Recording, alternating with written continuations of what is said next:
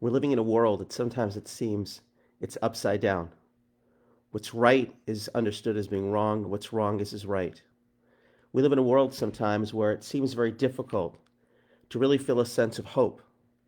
A number of examples certainly are on my mind, particularly these number of days, and they're not unfortunately isolated incidents. We're living in a world where when people are upset, when people are angry, looting happens, there's stealing that happens.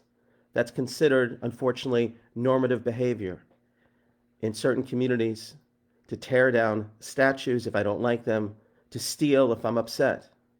We're living in a world where if somebody has an opinion that we don't like, that we still can't celebrate them for their accomplishments, lest we be seen as having to agree with them. We're living in a world, unfortunately, on the morning after a terrible tragedy in France, where because people have ideologically opposite points of view, I have to kill them.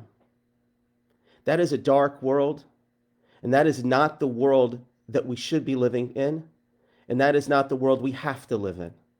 I think about this because it's so important sometimes to go back to moments in history and to have the courage to realize that this is not the way the world is meant to be and try to aspire each and every one of us to a better world. This is the world that Abraham came into, that we read every single year.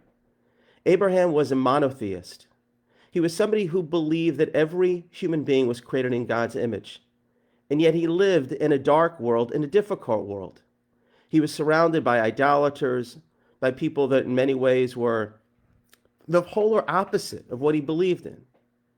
And yet, as he did and as we must do, he did not lose faith.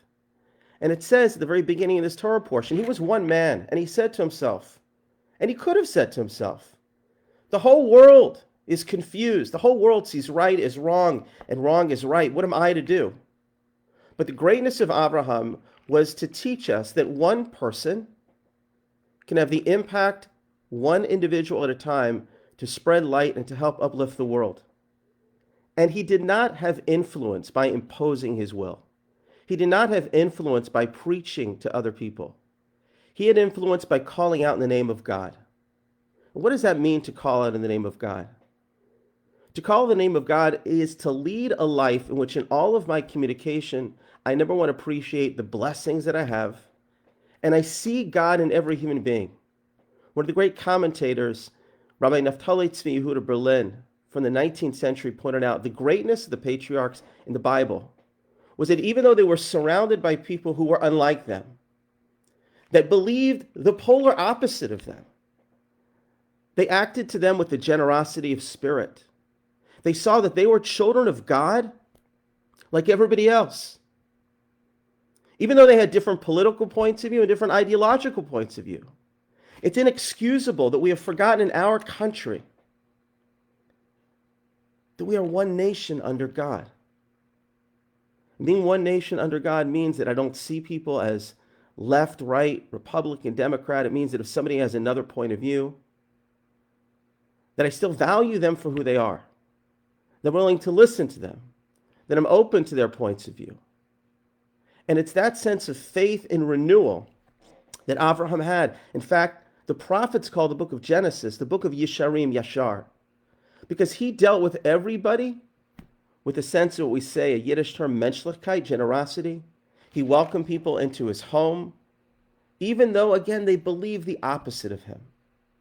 And it was that, what we call that chariot of kindness, of goodness, of being forgiving and seeing other people the way God sees them in a positive light, and not looking for the dirt, but really mining for the gold, that offered him and offered the world a sense of hope. We've removed a little bit of God, I think, too much out of the world around us. We're afraid to say we're one nation under God, to declare our faith in God. And that is an affirmative statement that really should give us a sense of hope. Should make us realize that belief in God is truly what will motivate and inspire our country to be in a better place.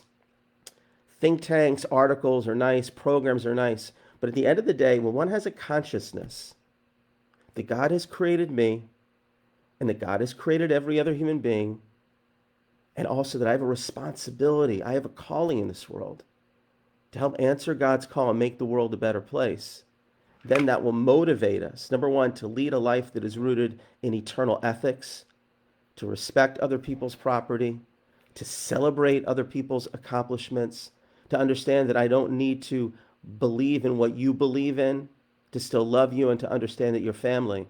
And that will inspire us in our country to a greater generosity of spirit, a greater sense of kindness. And I want to offer everybody a challenge. The challenge is that every act, every positive thing that we do will resonate in the world around us. Maybe there's somebody who you haven't spoken to because they have a different political point of view. Maybe a family is broken. Maybe a community is a little bit sore, somebody at work. Reach out today and say, you know what? I may be voting for a different candidate than you, but I still care about you. And I believe come next Wednesday, we're going to find a way to heal because a nation that is united is so much stronger. We'll find a way to heal. And if each and every one of us outreaches in that way and infuses our life and our world with a greater generosity of spirit, seeing the face of God in every human being, not imposing our will, but leading our best life, infusing that sense of kindness and love in the world, God willing, we will remain one nation under God. We will seek God in a way that helps us define what is right and what is wrong, and ultimately bring the world and our country to a better place, a one in which the perception of God is truly seen not only above, but in every single human being. God bless all of you, and hopefully we'll hear good news in the days ahead.